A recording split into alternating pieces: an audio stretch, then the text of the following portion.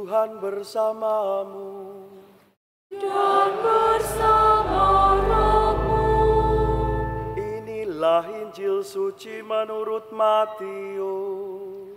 Dimuliakanlah Tuhan.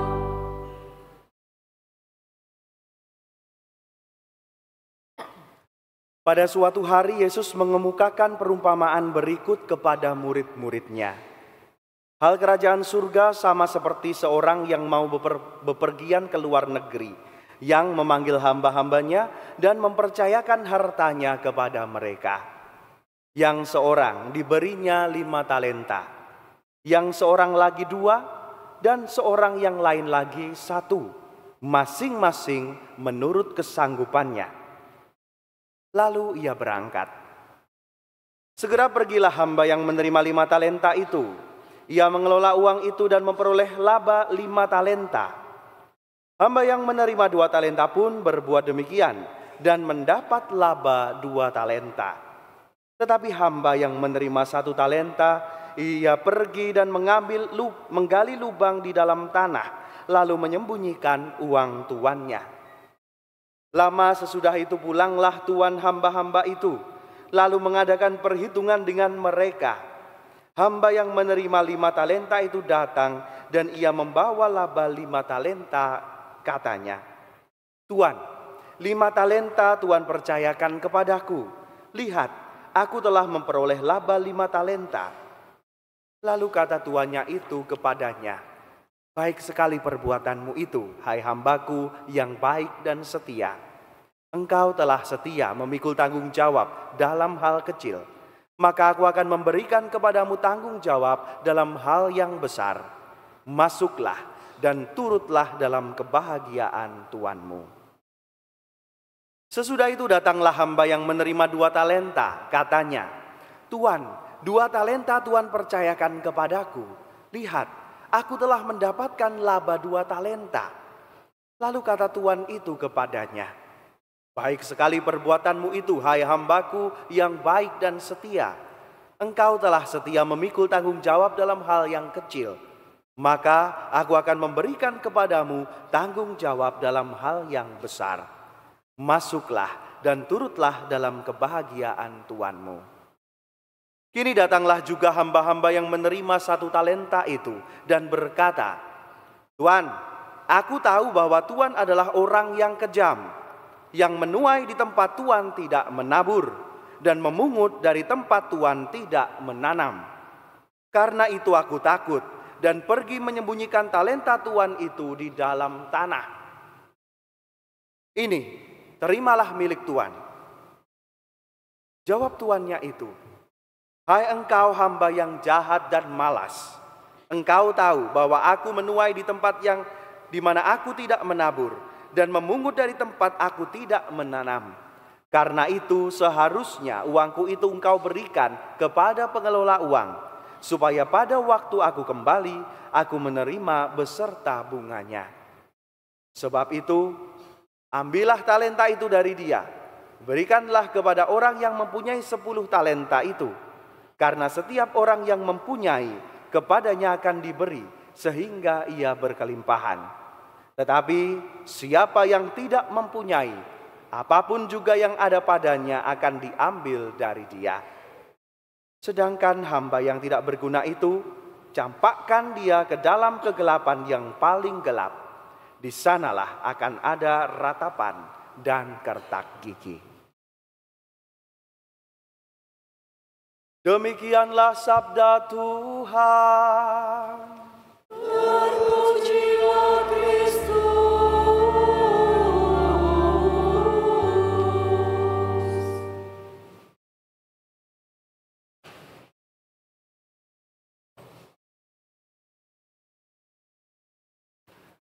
Tuhan itu memberi kepada hamba-hambanya masing-masing menurut kesanggupan mereka. Dalam hal ini artinya sebenarnya Tuhan itu memang sudah mengenal hamba-hambanya.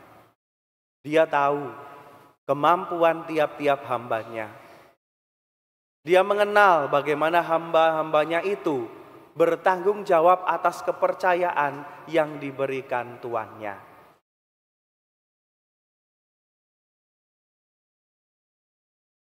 Ternyata apa yang dilakukan oleh tuannya ini dengan mempercayakan apa yang ia miliki kepada hamba-hambanya itu ternyata tidak semuanya berjalan seperti yang ia pikirkan.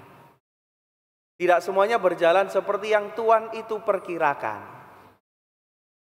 Pikirnya Tuhan itu berkata, ya saya berilah dia sanggup banyak, tak beri 5. Dia lumayan, tak beri 2. Dia ya oke lah, coba dikasih 1 dulu. Gitu.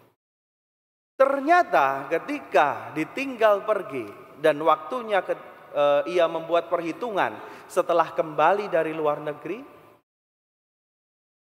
yang 5 mengembalikan menjadi 10 talenta, yang 2 mengembalikan menjadi 4, dan yang 1 di luar dugaan Tuhan ini bukannya malah mengembangkan, tapi memendam. Ternyata yang dipikir menurut kesanggupannya tadi, dia sanggup begitu kan? Ternyata dia tidak sanggup. Ternyata dia menolak. Ternyata dia bisa dikatakan mengkhianati tuannya. Saudari-saudaraku yang terkasih, dalam mengikuti Tuhan Yesus pun sebenarnya ya kita percaya, masing-masing dari kita tahu bahwa Yesus mengenal kita. Bahwa Tuhan itu tahu hati kita masing-masing. Dia mengerti kemampuan kita, kapasitas kita.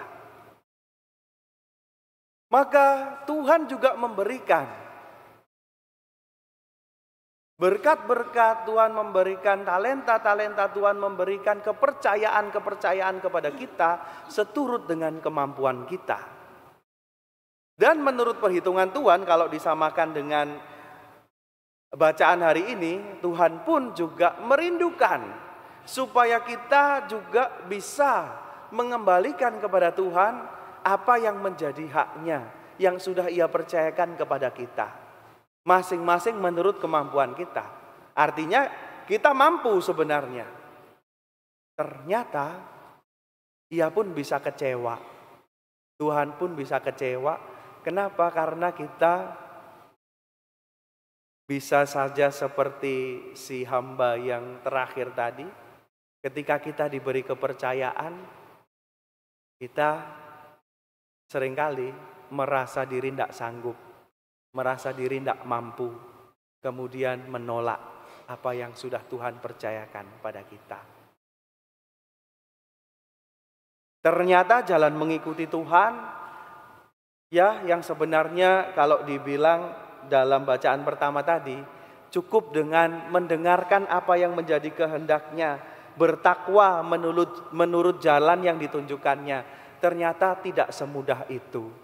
Ternyata kerap kali kita belok-belok menyeleweng ke sana kemari seturut dengan kemauan hati kita. Kita lebih memilih untuk berbelok mengikuti jalan kita sendiri daripada mengembangkan atau menerima apa yang sudah Tuhan percayakan pada kita. Kesempatannya banyak, hubungan rohani, relasi kita dengan Tuhan, hubungan kita dengan sesama, pelayanan kita di gereja, pelayanan kita di masyarakat, itu adalah peluang kita untuk bisa mewartakan Tuhan di tengah-tengah masyarakat. Tapi ternyata di keluarga kita sendiri saja kita masih sering struggle. Apalagi ketika keluar, ternyata kita seringnya malah mengutamakan diri kita sendiri. Maka saudari-saudariku yang terkasih, bacaan kedua hari ini mau mengingatkan kepada kita suatu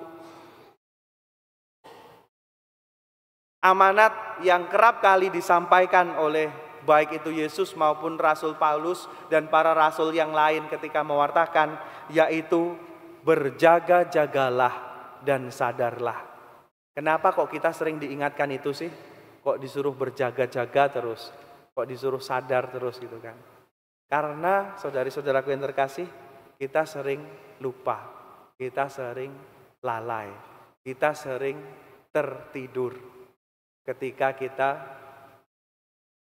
menjalankan perutusan ini.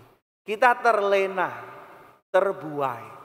Apalagi dunia kita sekarang ini memang sangat membuai kita. Apa sih yang membuat kita jauh dari Tuhan? Ya yang paling dekat dengan kita. Yang paling sering menyita perhatian kita. Apa? Hiburan, gadget, kesenangan-kesenangan pribadi, keasikan-keasikan. Pekerjaan-pekerjaan yang menyita perhatian hanya untuk kepentingan diri kita, demi kemakmuran, kok itu yang dipikirkan.